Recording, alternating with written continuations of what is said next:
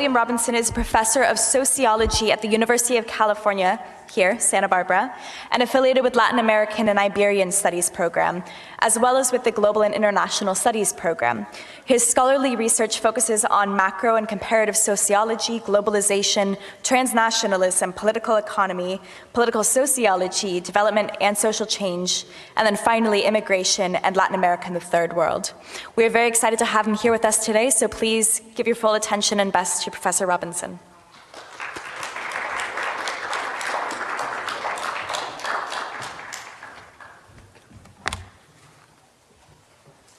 Good afternoon to everyone, and thank you for the people that organized this event. I can't think of a more urgent and timely event. We need to talk about the next system. And so I'm going to jump right into this. We're living in an unprecedented global crisis. In my view, the stakes have never been higher, and we've entered this period of great upheavals, of momentous changes, and of uncertainties. We truly face a crisis of humanity, which is the title of this presentation. If we want to talk about system change, we need to understand the nature of the global system in which we're living, and we need to understand capitalist globalization as the underlying process of our epoch, and we need to understand the nature of this crisis that we are in. We talk about crises in the social sciences, different kinds of crises, cyclical, structural, systemic. It's very clear that we are in an unprecedented structural crisis. What we mean by structural crisis is the crisis is so serious that you need to restructure the whole system. So our previous big structural crisis of world capitalism was the 1970s. And from the system's point of view, that crisis was overcome by capital going global, by capitalist globalization. Prior to that, there was a structural crisis of this world system in the 1930s, and the system got out of that by completely restructuring itself, the introduction of New Deal capitalism, social democratic capitalism, welfare capitalism, and so on. So we're in another really deep structural crisis, really the worst. The 21st century one is worse than anything that's come before it, and it threatens to become a systemic crisis. And what I mean by a systemic crisis is that the only way out of this crisis is to move beyond the system itself, to create an entirely new system beyond global capitalism. So this crisis that we are in, structural crisis, shares aspects with earlier structural crises, such as the 1970s, such as the 1930s, before that, such as the 1870s, but there are different dimensions, 6 that I want to point out, that are novel and new to this 21st century structural crisis and threatens to make it truly a systemic crisis. And so the first of these 6, everyone's been talking about this, but we want to analyze it in a little more detail. That the social polarization and inequality and out of control accumulation that we are seeing worldwide is simply unprecedented.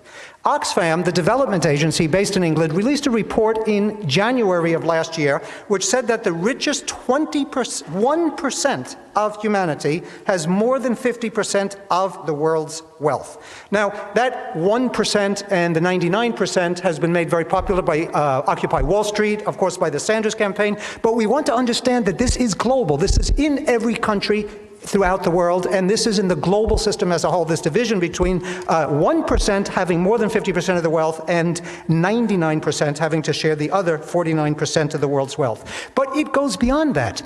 The Oxfam report said that the top 80 billionaires at a worldwide level, and here I'm not just talking about the United States, these billionaires include Mexicans, Russians, Chinese, Indians, South Africans, Brazilians, Egyptians, and so on. The top 80 billionaires in the world, we're talking about the summits of the transnational capitalist class, has more wealth than the bottom 50% of humanity.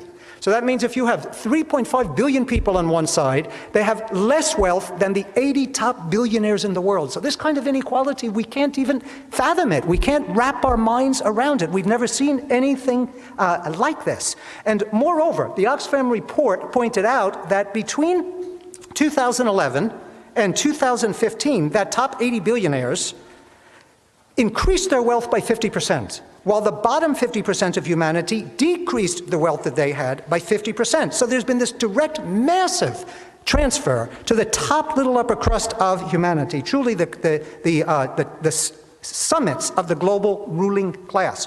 But there's a more significant or equally important type of inequality to focus on in this crisis, and that is the division of humanity into 80%, 20%. This is the new global social apartheid. That Oxfam report that I was citing pointed out that if you add the 1% plus the next 19% of humanity, that portion of humanity controls 94.5% of the world's wealth. That means 80% of humanity has only 4.5% of the world's wealth. So again, this is in every country in the world, and it's in the global system as a whole. And so this represents for us, for humanity, an unbelievable crisis. But it represents for the dominant groups this tremendous challenge. How do you purchase the loyalty of the 20% that can survive in global capitalism? And some can even prosper in global capitalism. How do you secure the loyalty of that 20%, and how do you divide that 80%? Co-opt that portion which can be co-opted, and repress and control that portion which cannot be co-opted. So there are all kinds of mechanisms at play. We can't go into detail in them all, but you're familiar with them. One is the manipulation of consumerist fantasies. So you think about consuming one day rather than challenging and overturning the system. Another one, and we're seeing this, of course, with Trumpism in the United States, but it's worldwide, is whipping up fear against ethnic and racial groups, oppressed groups, and against other scapegoats. And this, again, is worldwide, and it's coming into play violently all over the world as this crisis deepens. Yet a third one is manipulating insecurity. And again, I'm emphasizing that this is worldwide. And the key thing I want to emphasize with this global inequality is that such extreme inequality requires extreme violence and extreme repression.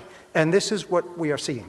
And global elites acknowledge now that this extreme inequality is leading to economic stagnation, to repressions, and the threat to recessions, and to the threats of collapse.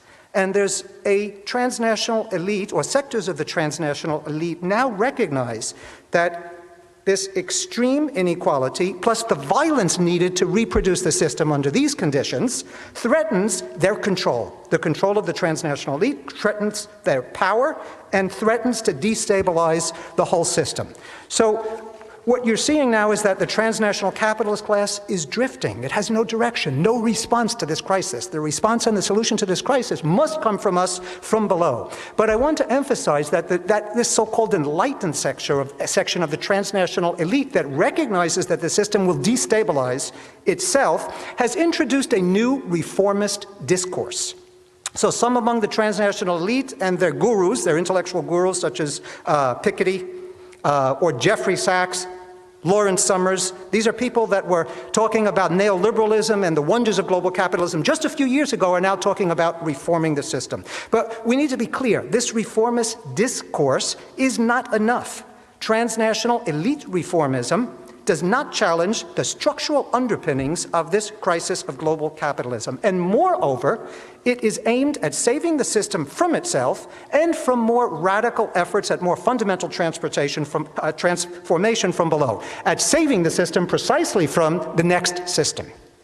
So that's one dimension to this crisis which sets the 21st century crisis apart from earlier such structural crises. A second dimension, and we're all familiar with this, so I want to point it out nevertheless, is that the system is fast reaching the ecological limits of its reproduction.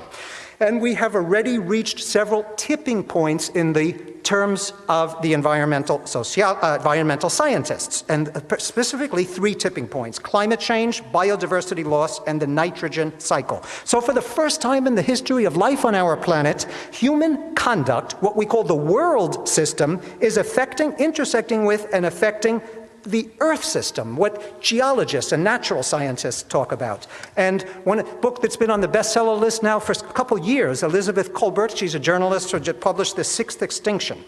And she points out that we are now have begun this, she and others, the 6th extinction. But the other 5 mass extinctions on the 2.5 billion years of history of life on the planet were due to natural disasters that had nothing to do with life generating those disasters. The last one was a meteor, giant meteor that hit the Earth and made the dinosaurs go extinct. But now it's our own human conduct which is bringing about this 6th extinction. The Nobel Prize winner in chemistry, Paul Crutzen coined this term, the Anthropocene, the new age that we have entered since the Industrial Revolution, and especially the mid-1800s and the massive use of carbon and the combustion energy. And so we're altering, and of course we know all of this, the composition of the atmosphere, acidifying the oceans. And so this ecological crisis cannot be underestimated. In the words of Naomi Klein, this changes everything. And she's right with that term. But here I want to point something out. On the one hand, capitalism, we only live now in a global capitalist system. There are no alternative systems in existence around the world. That is what we're facing. But capitalism alone is not responsible for this ecological holocaust which is looming. We know that there's this contradiction, human nature contradiction. We know that this very first human civilization, the Sumerians, collapsed when there was oversalination of the soil. And why was there oversalination? Because the ruling groups were pressuring the peasants, and they extracted the wealth from those peasants to overproduce, and the soil became oversalinated, and that civilization collapsed. And we know the collapse of the Mayan civilization, we know Easter Island, we know the disaster, ecological disaster in the former Soviet Union. So it's not just that capitalism puts us into contradiction with nature. But the point I want to emphasize, the second of the 6 dimensions of the crisis, is that we cannot resolve the ecological crisis within capitalism. The imperative to accumulate, the imperative to profit, and all of the control and the violence and everything necessary for that which overrides everything else means that we have to move beyond the capitalist system in order to resolve this ecological crisis and find a way of human beings living in harmony with nature. That was crystal clear in Paris in November and December, just this past November and December. So the transnational capitalist class, the transnational elite, will not resolve this crisis for us. That resolution is going to come from below and from our next system.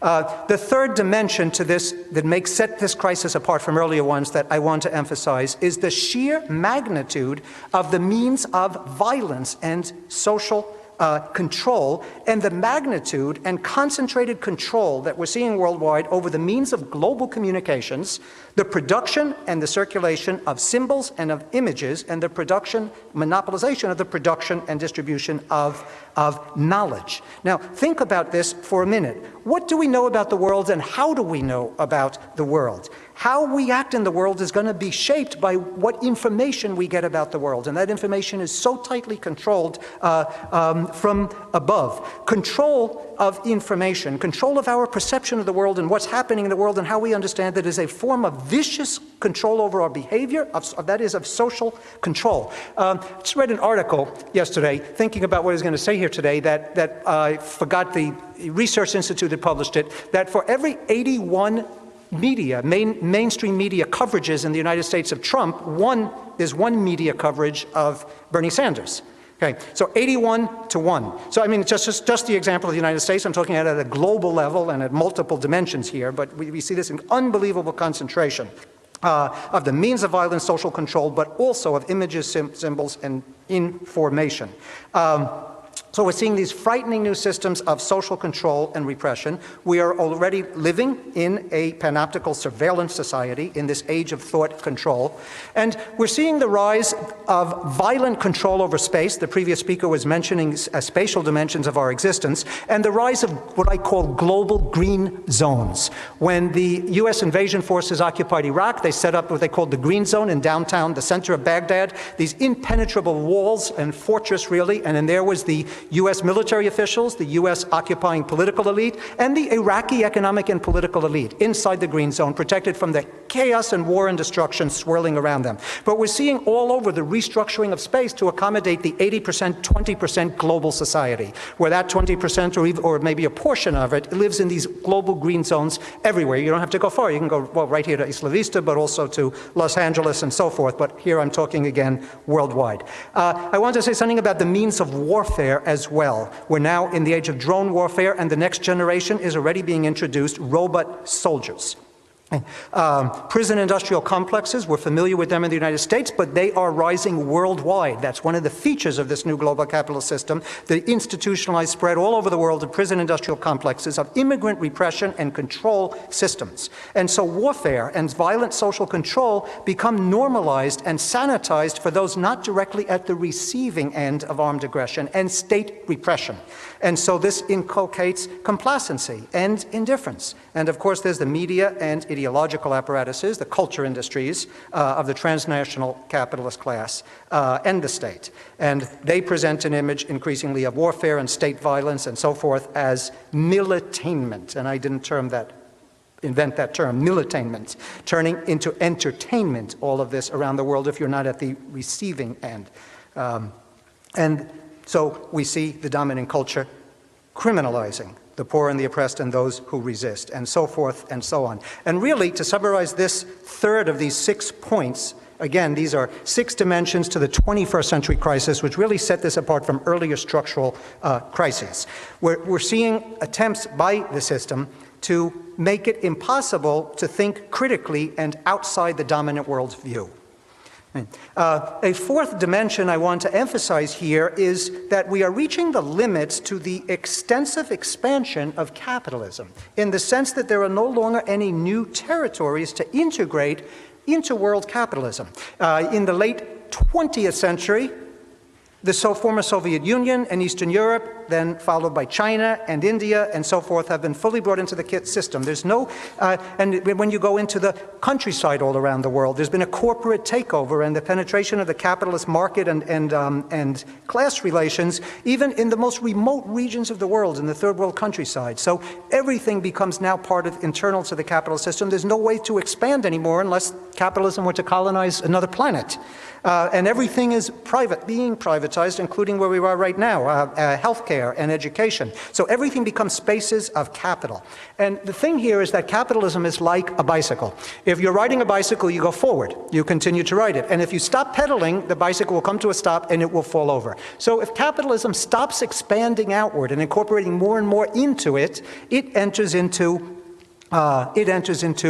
crisis and stagnation and the threat of collapse. And when it starts to collapse, the elites and those that control this system get very desperate, and then we're talking about the major conflicts that we are in right now. And one of the things this leads to is what I call militarized accumulation. What I mean by that is you open up new opportunities for accumulation and keeping the global economy and its profit-making going through state and corporate violence and repression, including making wars of destruction and then reconstruction and then destruction and then reconstruction, including introducing systems of repression of immigrants all over the world so that that actually becomes, and building walls and so forth, becomes a source of profit-making and keeping the system going, and so forth and so on. So we're really entering into what I call a global war economy.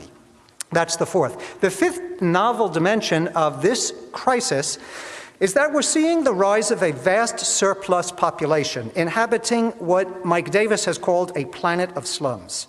Alienated from the productive economy, thrown into the margins, and subject to these sophisticated systems of social control to what I call a mortal cycle of dispossession, exploitation, exclusion. And when you look at the data, you're talking about this surplus humanity, in quotes, constituting at a global level about 35% of the world's population. In some countries, 40, 50, 60, 70% of the population. And so there are those pushed out and tightly controlled and subject to state violence and private corporate violence and so forth. But then there are those that are super exploited within the system. And we're using the term now, the precariat. Everyone is becoming precariatized. Precariat, that term comes from the proletariat, meaning people, working people, and precarious conditions of laboring in the global economy. So you combine that, that's the precariat. So increasingly professors, 7 out of every 10 classes in university at the United States is taught by adjunct professors that can work full-time with no benefits, no job security or anything all year round and live below the poverty line. So we're seeing all workers and working people around the world that are actually able to get employment have casualized work, part-time work, temp work, flexibilized work, contract work, informalized and de-unionized work. So we're seeing alongside the rise of the precariat and the rise of surplus humanity, we're seeing the rise of the new slavery. And that's made possible by surplus humanity and the imposition of this precarious nature of our existence. So there was just the Associated Press just won the Pulitzer Prize for exposing seafood prisons, seafood slaves in Thailand and Burma, people that have been promised jobs on the seafood industry, and they actually are put into cages. 2,000 were released, put into cages for 20 years, working literally as slaves in the 21st century global economy, and that seafood ends up in Walmart and Whole Foods and Albertsons and so forth. We see the rise of the new slavery in the Congo, for instance. Every cell phone we have, this computer right here, has these minerals that come from the Congo, and so local warlords round up slave labor to get those minerals, and then the warlords turn them for a hefty profit over to the transnational corporations that can say, it's not us, we're just purchasing the minerals. We see the rise of the new slavery in the sweatshops around the world, and we see it in the use of transnational immigrant labor, which is super exploited and super controlled all around the world. And that's another thing. The division of the global working class now into citizen and immigrant, a new axis of inequality worldwide. Not enough time really to talk about that, but I want to say that borders are not in our interest. It's not in the interest of the 80% of humanity. We want to tear down all borders, and any new system has to be talking about that. And in turn, then, we have the global working class. Working class meaning that people have nothing to do but sell, whether it's their mental labor or their physical labor, their bodies, have to turn it over to global capitalism because we've been dispossessed.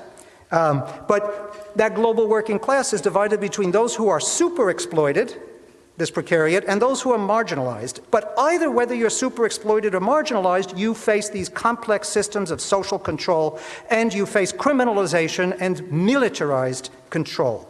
And so the dominant groups have this tremendous challenge that they're facing. Seen from above, how do you control the real and potential rebellion of surplus humanity?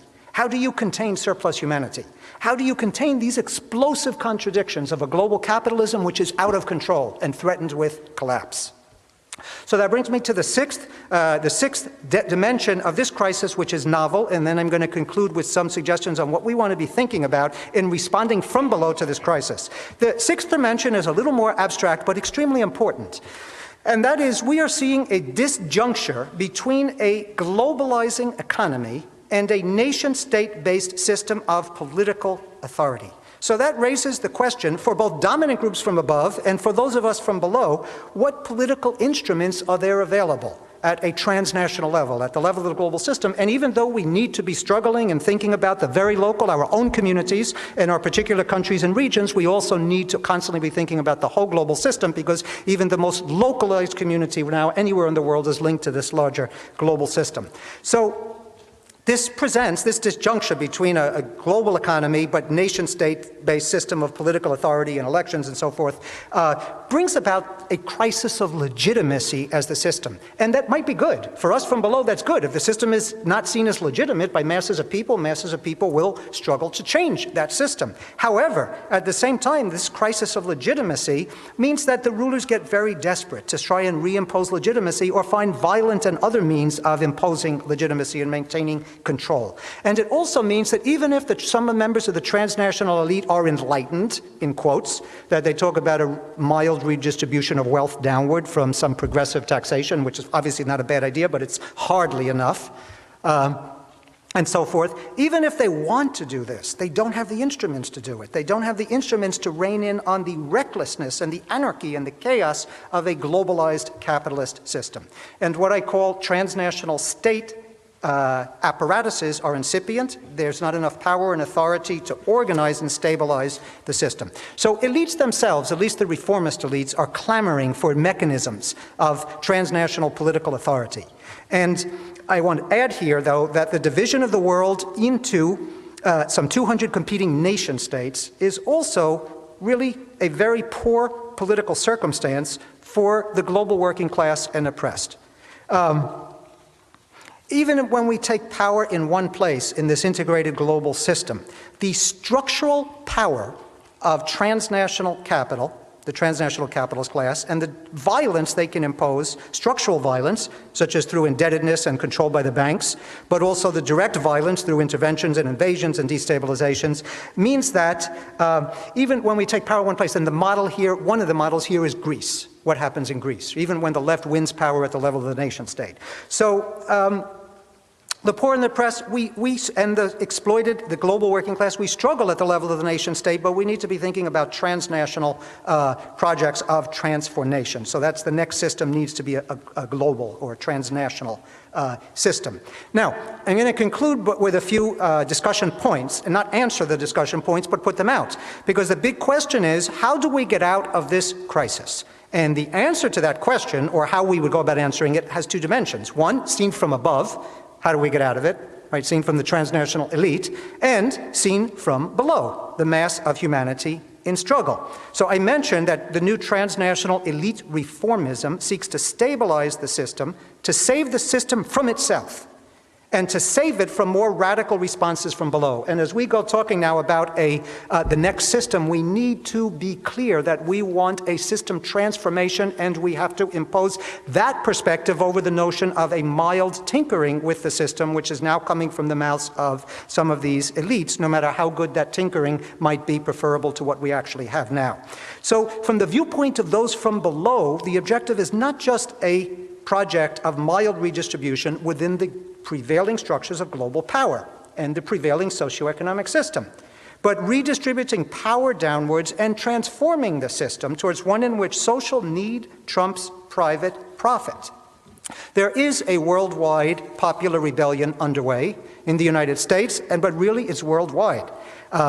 There are vital movements. To take the example of the United States, the environmental justice movement, the racial justice movement, the immigrant justice movement, the reinvigorated worker struggles. Well, in the United States, $15 an hour movement, but also in China, in India, in South Africa, wherever you go. The rise of resistance of Palestinians to Israeli apartheid and the increasing support for the BDS movement, the resistance of the masses in Honduras to the fascist system imposed, dictatorship imposed with support of the United States, in Haiti. It's so forth and so on. Wherever you go in the world, this rebellion is underway, facing many challenges, many difficulties, some setbacks, such as Egypt, such as Greece, but it's underway, and the initiative, we need to seize the initiative and stay on the offensive.